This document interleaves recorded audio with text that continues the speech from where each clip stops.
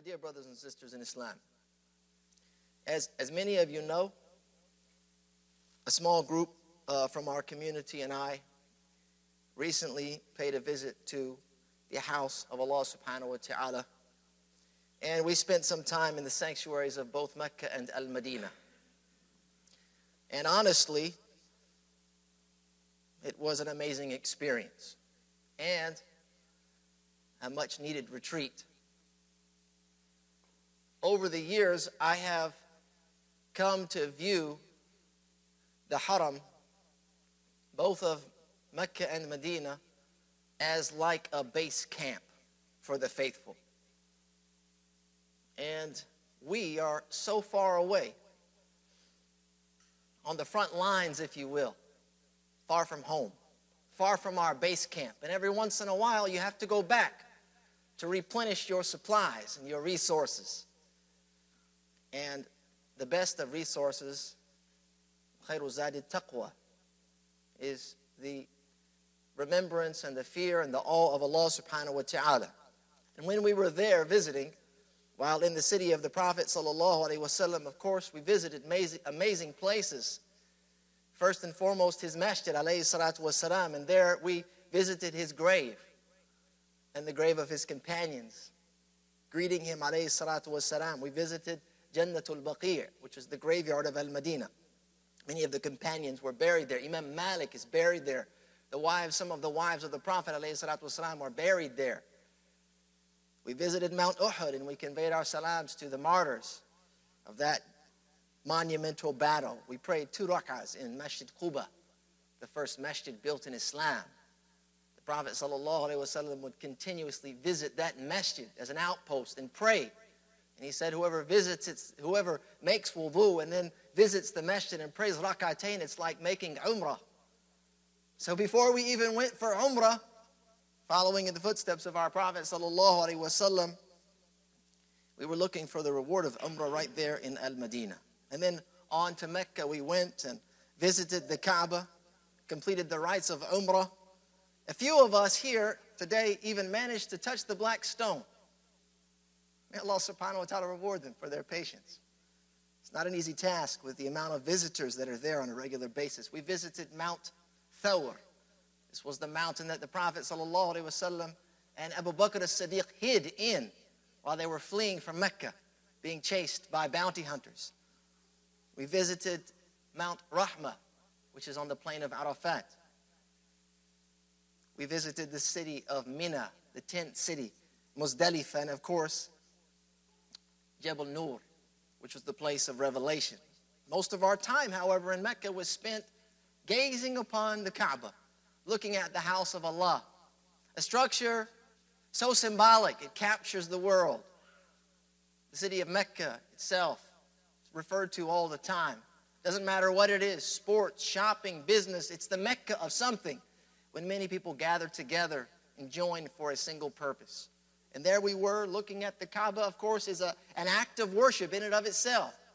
To look at the Kaaba, to reflect, to think, and while gazing upon that house, that magnificent, sanctified house, as a group, we began to discuss some of the history that happened right there. We looked at the Hijr.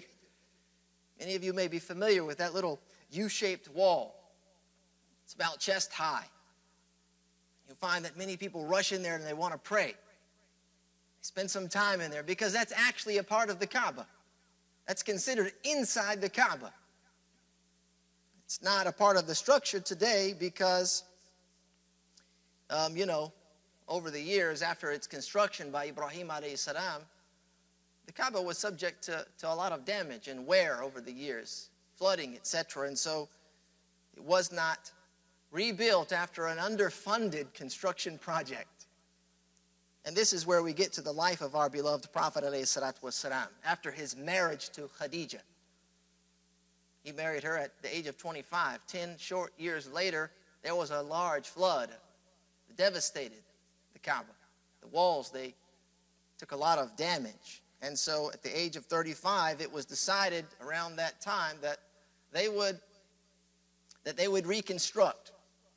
They would renovate the Kaaba. It was already kind of old and weathered, and the walls were too short. There was no roof on it, so it was subject to thievery. People would climb in there and steal whatever they put in there of their treasures and their idols, etc. And so to lead the project from the captains, the leaders, Al-Walid ibn al-Mughira al-Makhzumi, which makes a lot of sense. The Makhzumi clan makes a lot of sense. If you remember,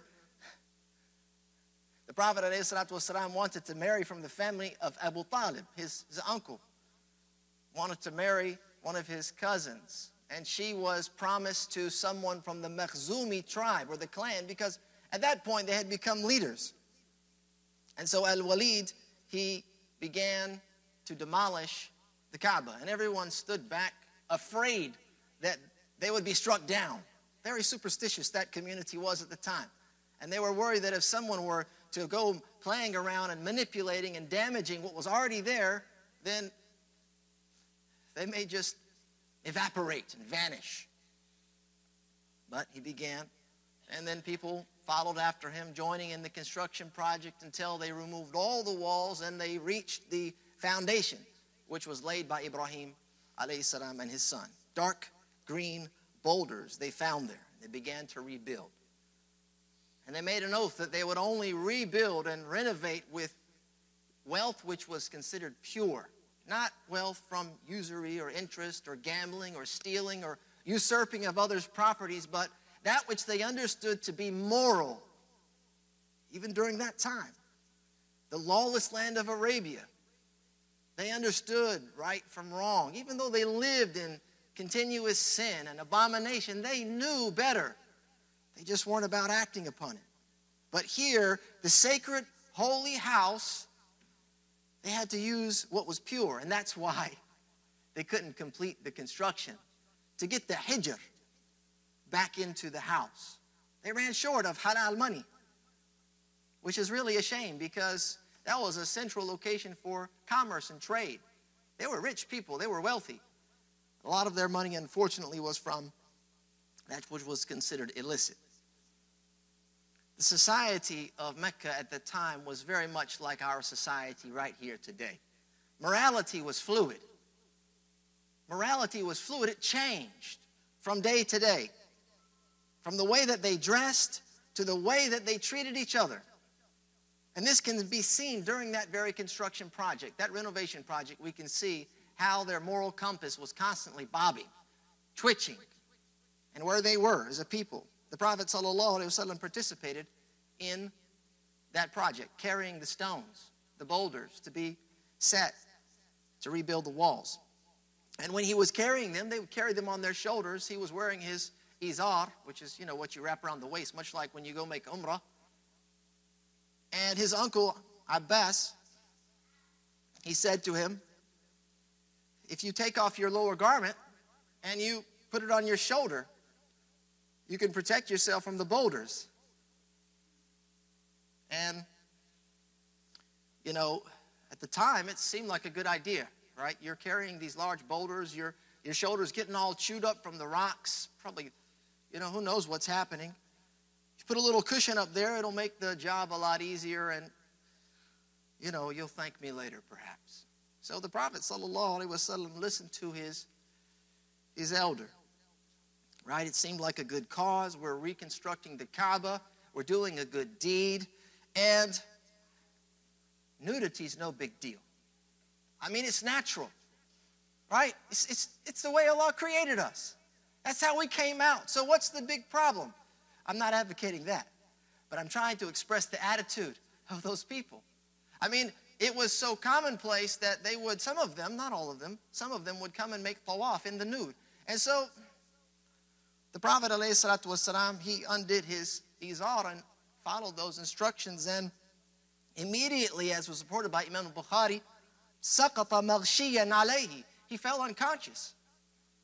He fell unconscious. He couldn't continue.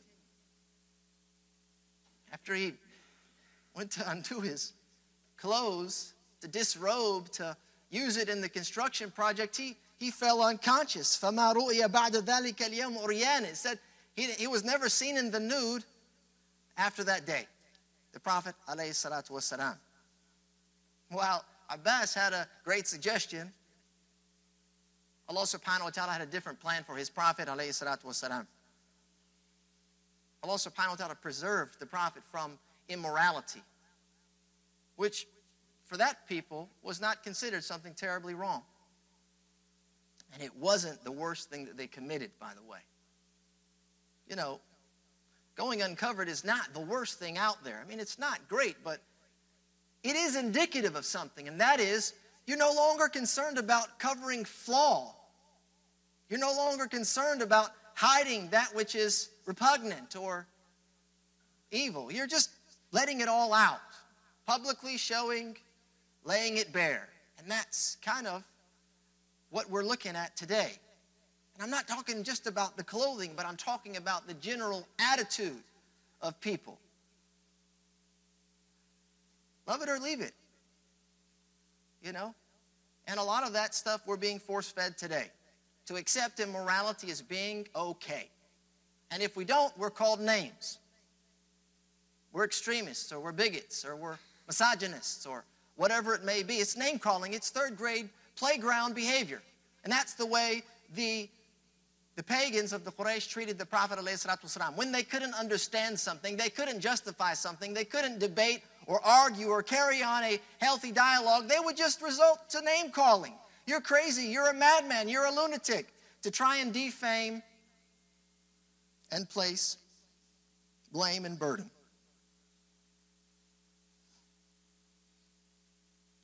So, needless to say, the construction project did go on. The Prophet ﷺ recovered from that and continued to help as much as he could.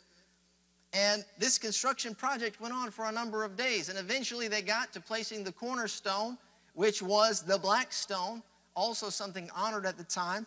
And now the tribes, there were 4 major clans competing to place that stone, to have the honor of concluding the project, placing the black stone in its corner. And unfortunately, again, they could not agree. They began to disagree. Who was better, who was more rightly deserving, etc., etc. And a fight broke out. Arguments broke out, and it halted the project, and it continued for a number of days until it almost came to blows. And eventually, one of the elders inspired them, his name was Abu Umayyah ibn Mughir al-Makhzumi, to settle the dispute by selecting a third party, someone that they considered neutral, and they agreed that whoever would come in the next to the sanctuary, whoever would come in next into the sanctuary, they would allow them to settle the dispute. And as many of you know, it was the Prophet ﷺ who walked in. And at that time, he was known as Al-Amin, the trustworthy, the truthful. And when he came in, there was a huge feeling of relief among all of those clans, that it was the Prophet Muhammad sallallahu alaihi wasallam. Of course, this is age 35, before prophethood. After prophethood, we may have a different scenario. But now, at this time, they're very happy. They're very satisfied. And they asked what they should do, and he instructed that they take a garment and that they place the black stone in the middle, and the 4 clans take the 4 corners and raise it up, and that the Prophet sallallahu alaihi wasallam would ease it into place. And that's exactly what they did. In a society like Mecca, a society of greed and tyranny, oppression and deceit, the Prophet ﷺ, Al-Amin, he stood out as honest and upright. The Prophet ﷺ was protected by Allah. We can see in that illustration. He was protected in both his actions and his beliefs. The Prophet ﷺ not only, he didn't behave immorally, but he didn't fall into the disease of polytheism. He didn't worship idols. But he believed that Allah is one. He didn't give into societal pressure either. But he stood for truth. He dedicated his life to Allah subhanahu wa ta'ala, and in return, he gained Allah's love and his protection. Brothers and sisters, to be able to visit the birthplace of Islam, to be reminded of these things, the location of revelation, the resting place of our Prophet sallallahu alaihi wasallam, it is stabilizing. If you ask me, what was your experience? How did you feel? That's what I would say. I felt stabilized. You know, it was a strong reminder of our tradition. And such a reminder serves as the true north of our moral compass. We live in turbulent times. Things are changing. They're changing rapidly. They're changing right around us.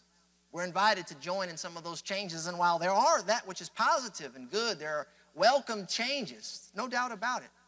Not everything's doom and gloom, but there are. We have to call a spade a spade. There are changes out there, many of them that are just pure evil, and they strike at the foundation of faith. I'm not talking just about Islam, but faith in general. We're being flanked on all sides. Truly, it's an onslaught of every newfangled, perverted ism in the book right now. It's a true battle for hearts and minds. It's not about physical battle anymore. It's about the heart and the mind. Who's going to win?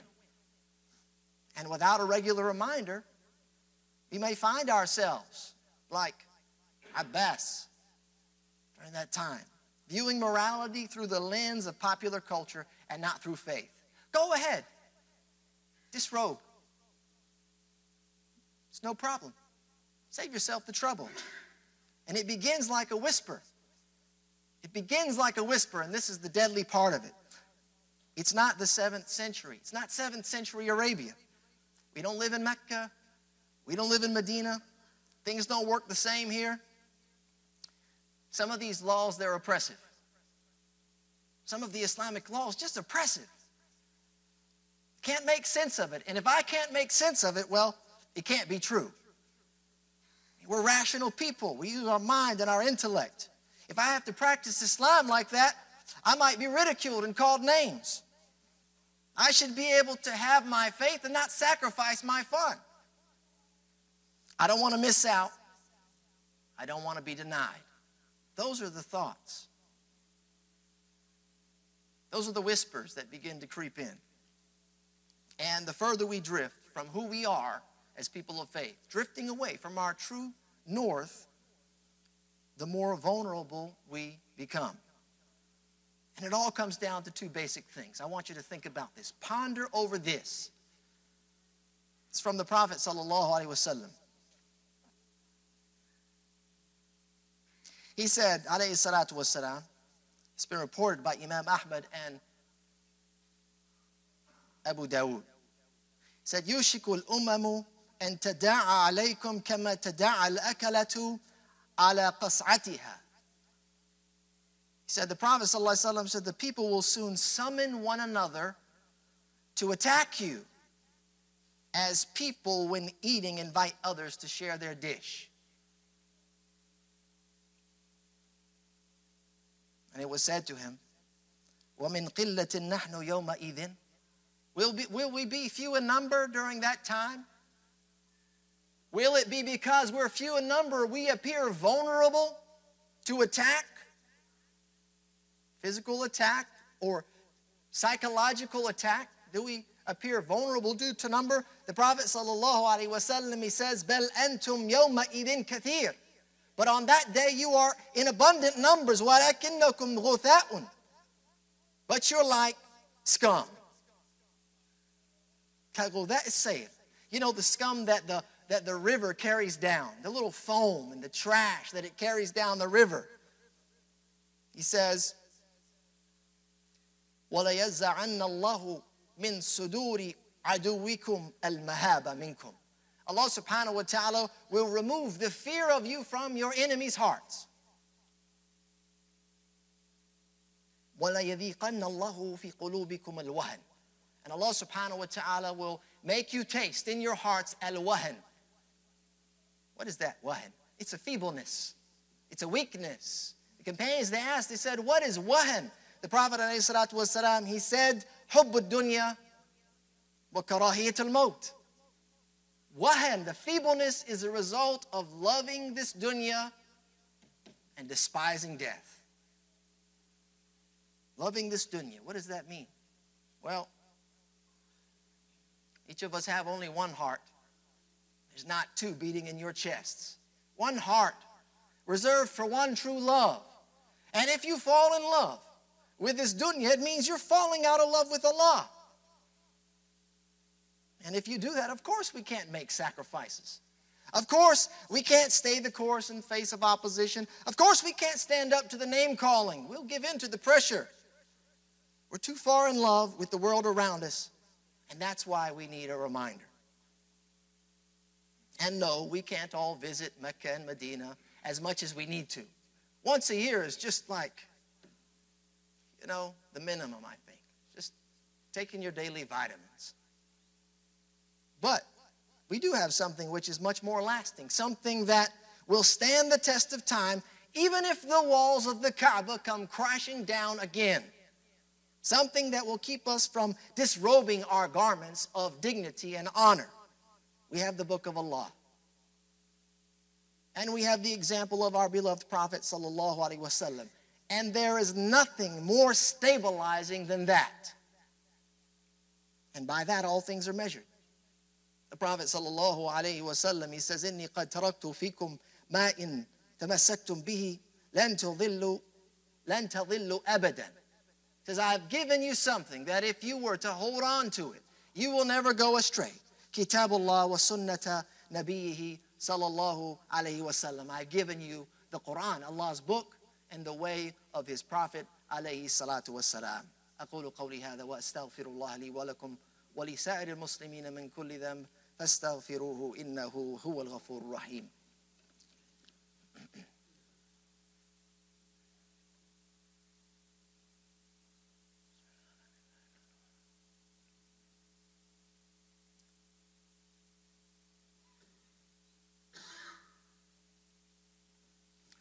بسم الله والحمد لله حمدا كثيرا طيبا مباركا فيه كما يحب ربنا ويرضاه ونصلي ونسلم على نبينا محمد وعلى آله وأصحابه ومن تبعهم بإحسان إلى يوم الدين. When we were in Mecca passing by Jabal Nur, which is the mountain of light, where the Prophet ﷺ received the first words of revelation.